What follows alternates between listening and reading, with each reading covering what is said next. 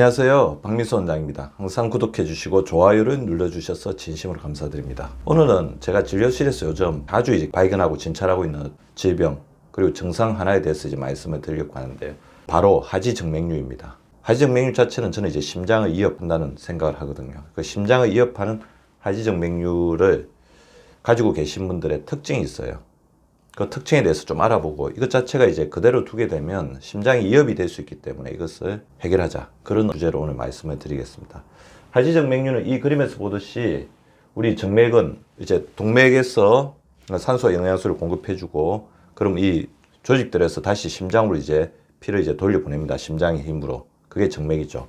그래서 정맥은 돌아갈 때 이 판막이라는 게 있어요. 판막, 심장에도 판막이 있지만 정맥에도 판막이 있거든요. 판막 자체는 이렇게 한쪽으로 흐르게 하고 다시 역류되려고 하면 막아주는. 그러니까 피가 어릴 때 이렇게 열어줬다가 피가 다 오르고 난 다음에 이렇게 막아줘서 위에 있는 피가 역류되지 않게끔 하는 역할을 하는 게 이제 정맥 판막인데, 정맥의 판막이 망가지는 거죠. 정맥 판막이 망가지는 이유는 혈액의 순환이 안 되기 때문이죠. 그래서 혈액이 계속 오래 머물러 있고 순환이 안 되기 때문에 그 안에서 압력이 세지고 그 혈관 자체도 약해지면서 혈관의 흐름 자체가 원활해지지 않는다. 혈액이 순환이 안 된다는 이유는 혈관이 약해지는 것, 딱딱해지고 좁아지고, 두 번째는 혈액이 진해지고, 그런 이유들이라고 계속해서 말씀드렸습니다. 그래서 abnormal blood flow, 혈액 순환이 비정상적이다. deformed valve, 밸브 자체가 망가졌다는 거죠. 그러면서 이제 스킨 버징, 그러니까 밖으로 이제 피부가 늘어나고 혈관의 벽도 이렇게 점점 얇아지면서 약해집니다. 약해져서 언제든지 터지거나 출혈될 수 있을 정도가 된다는 거. 제일 중요한 거는 이러다 보니까 혈액 안에 정상적으로 올라가서 순환이 되고 있어야 될 혈액들이 가지 않고 갔다가 돌아오고 갔다가 돌아오고 하니까 혈액이 점점 늘어나면서 혈관이 이제 늘어나는, 혈관이 늘어나다 보니까 피부 밖으로 삐쳐 보이는 거죠. 그래서 우리가 하지정맥류라는 것은 늘어난 정맥혈관이 여러 이유로 피부 밖으로 밀고 놓는 증상.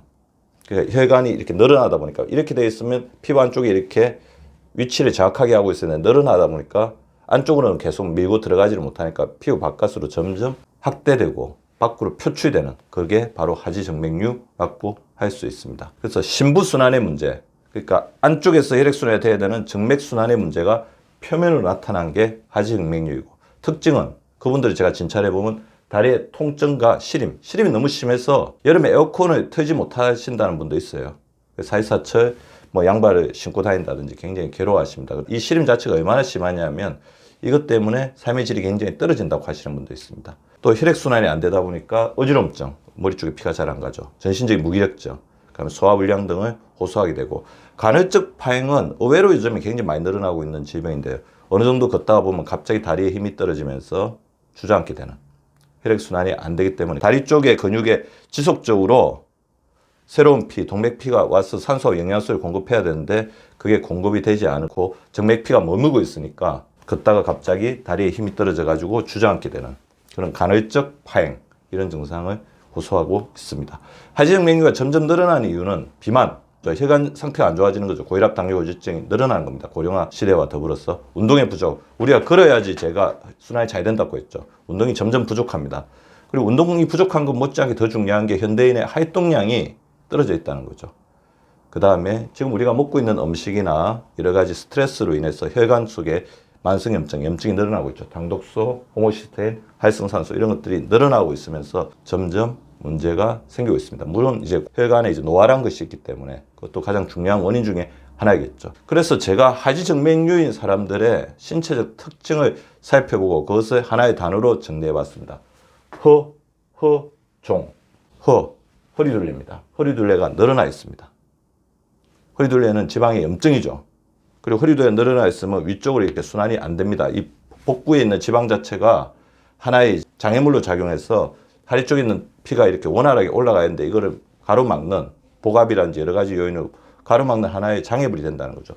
두 번째, 허벅지.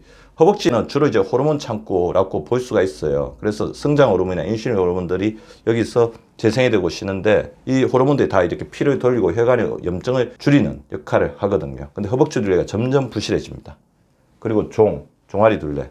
종아리 둘레가 가늘어지고 딱딱해집니다. 종아리 둘레가 자기가 진짜 정상인지 안 정상인지를 살펴보는 가장 좋은 방법은 엄지와 검지로 해서 종아리의 가장 굵은 부위를 이렇게 감싸봤을 때 이렇게 안 감싸지는 게 정상인데 종아리가 얇아지신 분들은 이렇게 맞닥뜨려지거나 이렇게 완전히 이렇게 포개지시는 분들도 굉장히 많습니다. 이거를 핑거링을 손가락 반지라고 하는데 이거로 자신의 종아리를 재어보시고 점점 이 감사지 정도까지 되고 있다면 굉장히 문제가 있다는 겁니다. 그래서 제가 항상 말씀드리는 근육을 강화시키는 운동을 해주셔야 되고, 특히 발목 자체가 굉장히 중요합니다. 발목을 회전시키거나 발목 스트레칭을 통해서 발목 관절 자체가 종아리 근육을 이렇게 지배하거든요. 종아리 근육을 강화시키기 위해서는 발목 관절 운동을 많이 해주십시오.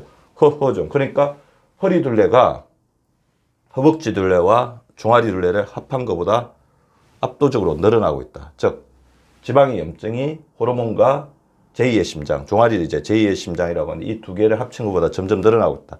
다시 말하면 허벅지 둘레나 종아리 둘레가 허리 둘레보다 더 늘어나지 못하는 그런 상황이 되면 문제가 된다는 겁니다. 그래서 허벅지 둘레, 종아리 둘레 합한 게 허리 둘레보다 지속적으로 가늘어지고 있다면 하이정맥류가 발생할 가능성이 높고 그런 신체적 특징이 나타나고 있습니다. 허허종은 하지정맥류의 신체적 특징이다. 자, 복부지방은 근육의 염증을 악화시킵니다. 복부지방이 많아지면 우리 근육 쪽에 파고들면서 지방이 근육을 녹여요. 그리고 근육이 강화되면, 근육이 늘어나면 늘어날수록 기초대사량이 높아지기 때문에 지방을 분해하고 근육에 있는 항염증 물질이 지방에서 나오는 여러 가지 염증 물질을 완화시켜주는 역할을 합니다. 그래서 근육을 늘려야 됩니다. 그래서 허허종의 균형 전략, 허리 둘레가 허벅지 둘레, 종아리 둘레보다 가늘어지게 하시려면 일단 염증을 줄여야 됩니다. 탄수화물을 절식해 주십시오.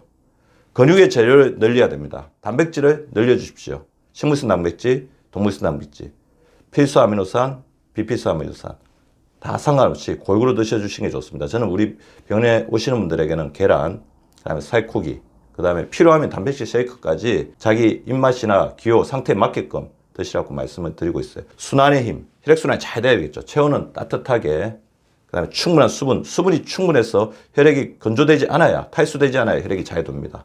그리고 식이섬유를 풍부하게 섭취해서 피를 이제 깨끗하게 해줘. 그래야죠. 종아리는 유연하게 하고 허리는 날씬하게 합니다. 하루에 10,000보씩만 걸어보십시오.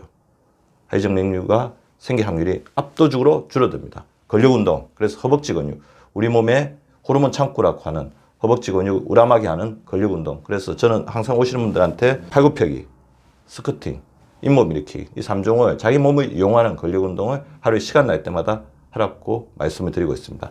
혈액을 순리대로 흐르게 하기 위한 노력은 우리 몸 구조를 바르게 만드는 노력에서부터 시작됩니다. 혈액이 또 순리대로 흐르면 우리 몸 구조는 달라집니다. 그런 노력을 하는 우리 구독자분들 되시기 바랍니다. 감사합니다. 구독과 좋아요는 박미수 박사 TV를 지속시키는 생명력입니다. 많이 구독해 주시고 좋아요를 눌러 주시기 바랍니다. 항상 감사드립니다.